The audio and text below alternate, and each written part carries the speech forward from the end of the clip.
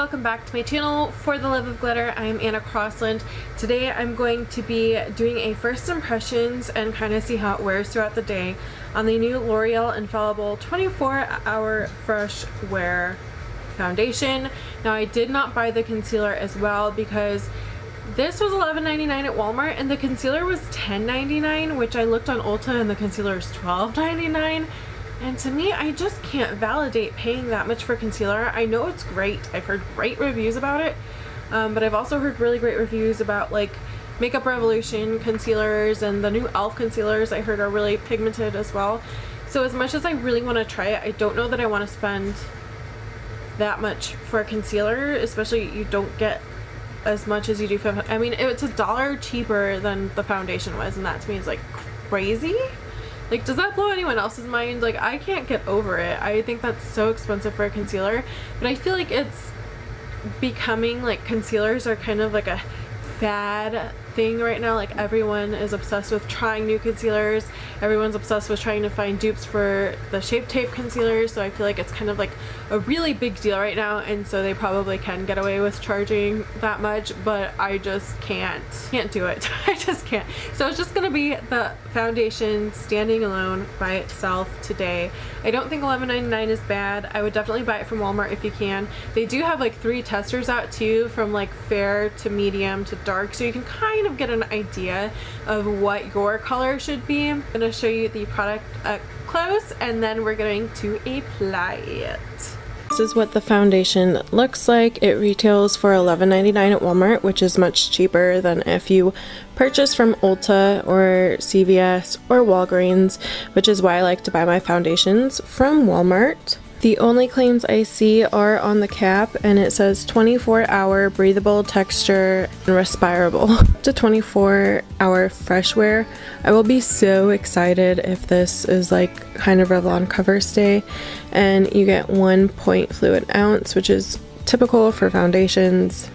This is the shade 440. I hope it works. Here is what the pump looks like. I do love pump applications, but I do love squeeze tubes more because I feel like at the very end when you're running out, you can kind of get more out of a squeeze tube than you can trying to get out of a tube or a glass bottle such as this one. Today to apply, I'm using this Japonesque brush, and this was found at Walmart. It is originally like $16.97, but they have it on sale right now for $9 and it looks amazing. It's super dense, and this is like their dense foundation brush, so super excited to try this out as well. I obviously have nothing on my face right now. I did exfoliate and I did moisturize my face prior to filming this, but my moisturizer has definitely set. It's been on my face for probably about 20 minutes now, but I did feel the need that I wanted to exfoliate and really prep my skin before trying this, because in the wintertime my skin has turned really dry, and so if this sticks to little pieces, I want to be sure that I at least tried to avoid it. So we'll see what happens. I'm going to test this today with no primer, no concealer, no powder, nothing, because I want to see how this product works on its own. There's many times that I wear foundation with nothing else, especially on days that I'm just going to the store real quick. So no primer. I feel like I didn't want to test the concealer with it because I sometimes like I go so far with the concealer that it's like half my face is concealer, and I just really want to see how it works under the eyes and in this like porous area. I think I'm just gonna pump it right onto the brush. I'm not gonna use a sponge today, only because my sponges are like, they need to be thrown out at this point, so I need some new sponges. And also there's some other YouTubers who've reviewed this using a sponge, and honestly I think it's gonna work better with a brush anyways, so let's do these. I'm just gonna start off by, I'm just literally gonna, so you gotta get it started, so I don't think that's literally what a pump is gonna look like. We'll just see how much this little dot does. Okay, this does have a perfumey scent. I smelled it in Walmart. I hope this matches my skin. I don't know. Okay. Yeah, it's like such strong perfume. Okay, so definitely gonna need more. Why did they perfume scent this so much? I feel like people who are sensitive to scents aren't gonna be able to wear this. It's really strong. Okay, so this is what a real pump looks like once you get it started, so that's definitely more doable. And I like to stipple more than I do blend. I like to blend after, because stippling I feel like gives you fuller coverage. This brush works really well. So it does seem to stick to my like peach fuzz, like make them stand out more. I don't think this color's too bad. Okay, so this so far is kind of, I don't know, maybe I should not have moisturized my face. I feel like it's kind of dispersing in certain areas. I feel like the coverage is like definitely a medium coverage. I still see a lot peeking through, and it's not going on super even. It's kind of reminding me of the ColourPop No Filter foundation, which I liked the coverage and everything. There's another pump, but I didn't like how it kind of enhanced every little bit you ever have, like more than normal foundations do. And this is kind of giving me the same type of vibe. Like I feel like in the monitor it looks good, but when I look, and it could be the harsh lighting, you know, maybe when I go upstairs, I'll be like, oh, it's not that bad. I do feel like it's oxidizing just a tiny bit. Like I feel like it's gotten a little bit darker, but that's why I was gonna get the next shade, but I was like, what if it oxidizes? So yeah, I don't know. I feel like, I don't know. I mean, it's okay so far, but it's not like wowing me off my feet right now. I do like that it's a very light texture, so it looks kind of like skin, but it is just clinging to everything, and that's what I don't like.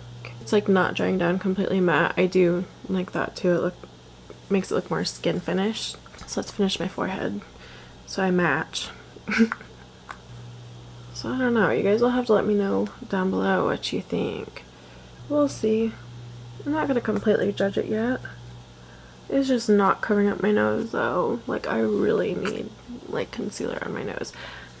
I don't think this color is too bad. It might be a tad too dark. I don't know. But I think it's definitely pull-offable. Yeah, I think it gives a nice, more natural coverage. Like it's gonna cover, but not full coverage. And let's try one more pump, just see if it's buildable. I feel like I'm already using way more of this than I do with my other foundations. I do like that it doesn't dry down too quickly, so you can really work with it and blend. There's a few new ones that dry down so fast that you like barely have time to blend it out. For instance, the new CoverGirl True Blend, man, I loved the coverage on that one, and it's really pretty, but it is hard to work with. Like in the monitor, from where I'm looking, I think it looks great. It looks much better, I think, with another added layer. Again, that's kind of my fault for being like, I'm going to test this with no concealer. So I'm really relying completely on the foundation. Upstairs, finish the rest of my makeup, and I think it is oxidizing, as you can see on my neck. It's gotten a little darker. It's 10:42. Didn't powder, remember that. So that's important. I didn't powder, and I felt like all the powder products went on just fine. I feel like I'm liking it more. It looks really smooth, but you definitely can still see where it's like settling around my nose and in my smile lines, and on my chin where I have some more texture, but for the most part it looks really smooth. The perfume smell is very perfumey. I can still smell it even though it's been on for like half an hour, so I have a feeling it's gonna kind of wear all day long. So if you're sensitive to smells, I can already say you're gonna want to pass this one because the smell is really strong. It's 2:35 right now. I don't even know if you can see that. There we go. And ooh, my battery's gonna die. So it did oxidize. Like, can you tell? Can you see the huge difference between my neck? And I feel at the very beginning you couldn't see that much of a difference. I feel like for the most part it's staying on pretty well. Around my nose you can tell that there's product missing, but I feel like that happens with every foundation. My nose is always like the first to disappear, but I feel like my blush, my highlighter, and my bronzer is all still there. I feel like everywhere else it still looks really good, just around my nose, but that's pretty typical. And then also around my chin it's starting a little bit disappear, and also kind of like, you know, like fade away. But I also give Declan like 5,000 kisses during the day, so I'm sure like rubbing my face against him doesn't help. I'm also again not wearing any primer or powder or concealer, so you gotta remember that too. So realistically I probably applied this at like 10 o'clock. I'll say it's been about 4.5 hours, so that's like almost the end of someone's work day. So I mean, I'd be okay with like how it's holding up. It's not perfect, but it's doing pretty good. So I'll check back in with you guys probably at the very end of the night. I'm probably gonna look super ratchet by then. It's 5:57, so very close to 6 o'clock, very close to 8 hours, and this is where we're at. Now, since I last saw you, I have sweat a little bit. I did a little bit of a Zumba workout, but not too long. Got interrupted by my son and dog. So it was just like 3 songs worth, so probably about 15 minutes of light exercise, but I did sweat a little bit. Also, my nose and my chin touch my son a lot from giving him a lot of kisses. So let's take a look. So what's funny is my eyeshadow has so much fallout right now. My bronzer has worn off a little bit, but you can still see it. Definitely the nose area, the chin area, but the rest of it I feel like, I mean, after 8 hours, normally that's like as long as most people work. I think I'm more disappointed in my eyeshadow and my mascara than I am this. I do kind of feel like this is as long as I'd want to wear it. Like, I'm ready to take it off, but it doesn't look horrible. I also feel like it kind of compares to any other long-lasting foundation at the drugstore. There are some higher end ones that last a lot longer, but comparing it to like my Colorstay 24-hour wear, it kind of holds up to the same level, and I always go back to the Revlon Colorstay because of its longevity, and this I think is about the same. So I'm really gonna have to compare the two to see which one's gonna be my go-to. I don't like the smell of it. If smells bother you, this will bother you. I don't smell it as much now, but it's been 8 hours. So I don't know, what do you guys think? Let me know if you've tried this foundation before, if you like it, and all that jazz. I hope this video was helpful to you guys, and if it was, please thumbs up this video, and for more videos, please subscribe to my channel. Also, if you have the time, it would mean so much to me if you would fill out a Sephora testimonial. I will leave the link down below. A lot of us have applied to be a part of the Sephora squad. After we fill out an application, we have to look to you guys to do testimonials for us. Right now I'm at 5 testimonials, so if I could get a few more it would be great.